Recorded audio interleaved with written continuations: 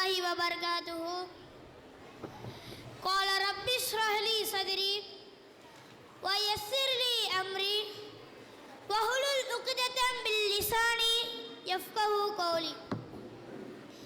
எனக்கு இந்த ஆண்டு விழாவை முன்னிட்டு உங்கள் முன்னால் எனக்கு வழங்கப்பட்டுள்ள தலைப்பு நமது இலக்கு.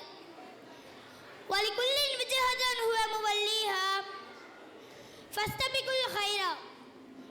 ஒவ்வொருவருக்கும் அவர் முன்னோக்கும் ஒரு திசை உள்ளது, எனவே நன்மையான காரியங்களில் முந்தி செல்லுங்கள். இந்த வசனத்தின் அடிப்படையில் ஒவ்வொரு மனிதருக்கும் அவருக்கென்ற ஒரு முன்னோக்கும் ஒரு இலக்கு இருக்கிறது.